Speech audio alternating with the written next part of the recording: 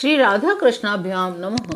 भगवान श्री कृष्ण की कथाओं का आश्रय लेने वाले भक्तजनों, मैं संध्या रानी महात्मा वेद व्यास जी एवं गुरुजनों की आज्ञा से श्रीमद् भागवत महापुराण के 9वें स्कंद के 10वें अध्याय को प्रारंभ करती हूँ। अध्याय 10 भगवान श्री राम की लीलाओं का वर्णन।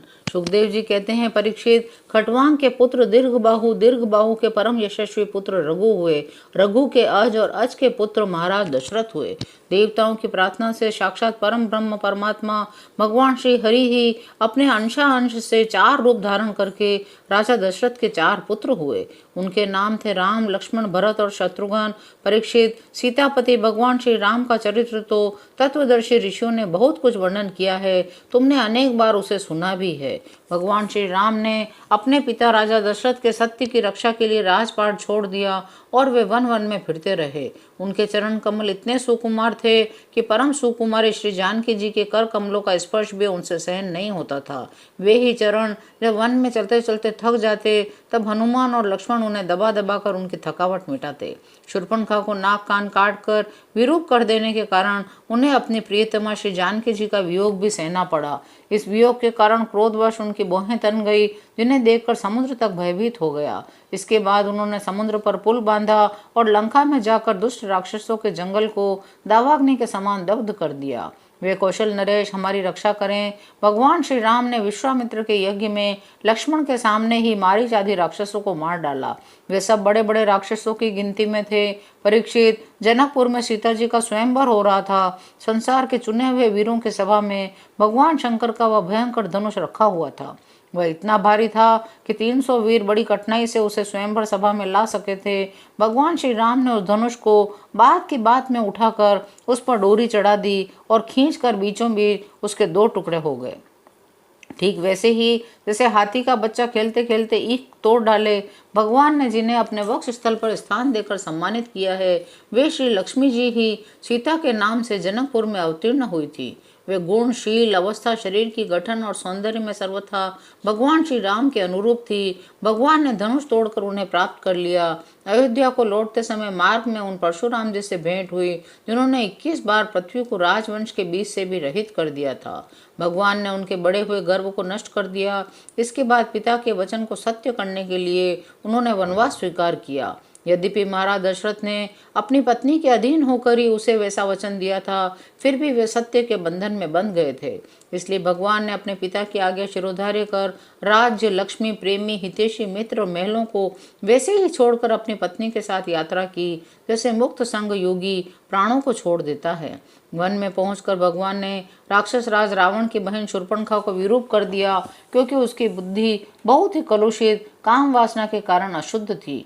उसके पक्षपाती खर, दूषण, त्रिशरा आदि प्रधान भाइयों को, जो संख्या में 14,000 थे, हाथ में महान धनुष लेकर भगवान श्री राम ने नष्ट कर डाला। अनेक प्रकार की कठिनाइयों से परिपूर्ण वन में वे इधर उधर विचरते हुए निवास करते रहे। परीक्षित, जब रावण ने सीता जी के रूप, गुण, सौंदर्य आदि की बात सुनी तो उसका हृदय काम वासना से आतुर हो गया। उसने अद्भुत हरिण के वेश में मारीच को उनकी पर्णकुटी के पास भेजा। वह धीरे धीरे भगवान को वहां से दूर ले गया। अंत में भगवान ने अपने बाण से उसे बात की बात में वैसे ही मार डाला, जैसे दक्ष प्रजापति को वीरभद्र ने मारा था। जब भगवान श्री राम जंगल में दूर निकल गए, तब लक्ष्मण की अनुपस्थिति में नीच राक्षस रावण ने भेड़िए के समान विदेह नंदिनी सुकुमारी श्री सीता जी को हर लिया। तदनंतर वे अपनी प्राण प्रिया सीता जी से बिछुड़कर अपने भाई लक्ष्मण के साथ वन वन में दीन की भांति घूमने लगे। और इस प्रकार उन्होंने यह शिक्षा दी कि जो स्त्रियों में आसक्ति रखते हैं, उनकी यही गति होती है। इसके बाद भगवान ने उस जटायु का दाह संस्कार किया, जिसके सारे कर्म बंधन भगवत सेवा रूप कर्म से पहले ही भस्म हो चुके थे। फिर भगवान ने कबंध का संहार किया और इसके अनंतर सुग्रीव आदि वानरों से मित्रता करके बाली का वध किया। तदनंतर वानरों के द्वारा अपनी प्राण प्रिया का पता लगवाया। ब्रह्मा और शंकर जिनके चरणों की वंदना करते हैं, वे भगवान श्री राम मनुष्यों की सी लीला करते हुए बंदरों की सेना के साथ समुद्र तट पर पहुंचे। वहां उपवास और प्रार्थना से जब समुद्र पर कोई प्रभाव न पड़ा, तब भगवान ने क्रोध की लीला करते हुए अपनी उग्र एवं टेढ़ी नजर समुद्र पर डाली। उसी समय समुद्र के बड़े बड़े मगर और कच्छ खलबला उठे। डर जाने के कारण समुद्र की सारी गर्जना शांत हो गई। तब समुद्र शरीरधारी बनकर अपने सिर पर बहुत सी भेंटें लेकर भगवान के चरण कमलों की शरण में आया और इस प्रकार कहने लगा, हे अनंत, हम मूर्ख हैं, इसलिए आपके वास्तविक स्वरूप को नहीं जानते। जाने भी कैसे? आप समस्त जगत के एकमात्र स्वामी, आदि कारण, जगत के समस्त परिवर्तनों में एक रस रहने वाले हैं। आप समस्त गुणों के स्वामी हैं, इसलिए जब आप सत्व गुण को स्वीकार कर लेते हैं तब देवताओं की, रजोगुण को स्वीकार कर लेते हैं तब प्रजापतियों की, और तमोगुण को स्वीकार कर लेते हैं तब आपके क्रोध से रुद्र गणों की उत्पत्ति होती है। हे वीर शिरोमणि, आप अपनी इच्छा के अनुसार मुझे पार कर जाइए। त्रिलोकी को रुलाने वाले विश्रवा के कुपूत रावण को मारकर अपनी पत्नी को फिर से प्राप्त कीजिए। परंतु आपसे मेरी एक प्रार्थना है, आप यहाँ मुझ पर एक पुल बांध दीजिए, इससे आपके यश का विस्तार होगा और आगे चलकर जब बड़े बड़े नरपति दिग्विजय करते हुए यहाँ आएंगे तब वे आपके यश का गान करेंगे। भगवान श्री राम जी ने अनेकानेक पर्वतों के शिखरों से समुद्र पर पुल बांधा। जब बड़े बड़े बंदर अपने हाथों से पर्वत उठा उठा कर लाते थे तब उनके वृक्ष और बड़ी बड़ी चट्टानें थर थर कांपने लगती थी। इसके बाद विभीषण की सलाह से भगवान ने सुग्रीव, नील, हनुमान आदि प्रमुख वीरों और वानरी सेना के साथ लंका में प्रवेश किया। वह तो श्री हनुमान जी के द्वारा पहले ही जलाई जा चुकी थी। उस समय वानर राज की सेना ने लंका के सैर करने, खेलने के स्थान, अन्न के गोदाम, खजाने, दरवाजे, फाटक, सभा भवन, छज्जे, पक्षियों के रहने के स्थान तक को घेर लिया। उन्होंने माँ की वेदी, ध्वजाएं, सोने के कलश और चौराहे तोड़ फोड़ डाले। उस समय लंका ऐसी मालूम पड़ती थी जैसे झुंड के झुंड हाथियों ने किसी नदी को मत डाला हो। यह देखकर राक्षस राज रावण ने निकुंभ, कुंभ, धूम्राक्ष, दुर्मुख, सुरांतक, नरांतक, प्रहस्त, अतिकाय, विकंपन आदि अपने सब अनुचरों, पुत्र मेघनाथ और अंत में भाई कुंभकर्ण को भी युद्ध करने के लिए भेजा।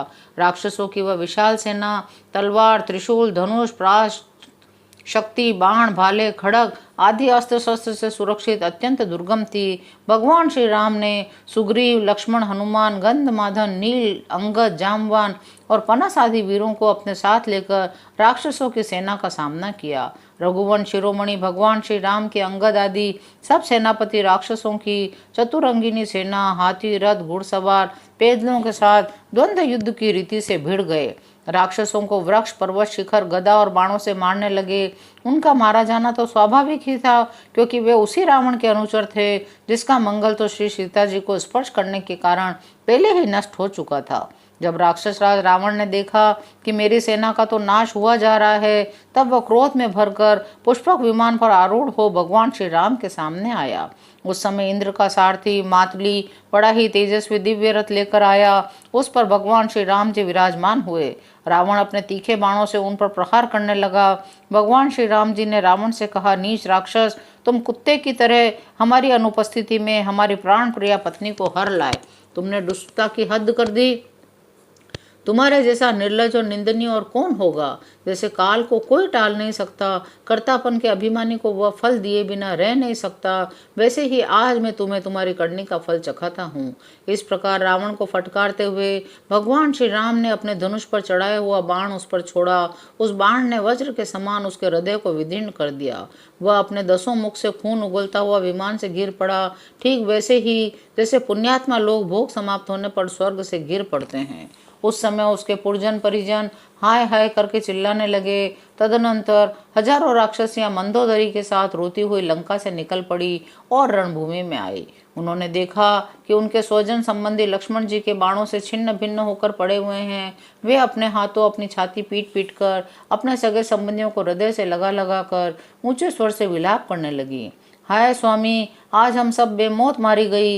एक दिन वह था जब आपके भय से समस्त लोगों में त्राही त्राही मच जाती थी। आज वह दिन आ पहुंचा। आपके न रहने से हमारे शत्रु लंका की दुर्दशा कर रहे हैं। यह प्रश्न उठ रहा है, अब लंका किसके अधीन रहेगी। आप सब प्रकार से संपन्न थे, किसी भी बात की कमी न थी, परंतु आप काम के वश हो गए। यह नहीं सोचा सीता जी कितनी तेजस्विनी है, उनका कितना प्रभाव है। आपकी यही भूल आपकी दुर्दशा का कारण बन गई। कभी आपके कामों से हम सब और समस्त राक्षस वंश आनंदित होता था। आज हम सब, यह सारी लंका नगरी विधवा हो गई है। यह सब आपकी ही नासमझी और कामुकता का फल है। श्री सुखदेव जी कहते हैं, परीक्षित, कौशलाधीश भगवान श्री रामचंद्र जी की आज्ञा से विभीषण ने अपने स्वजन और संबंधियों का पितृयज्ञ की विधि से शास्त्र के अनुसार अंत्येष्टि कर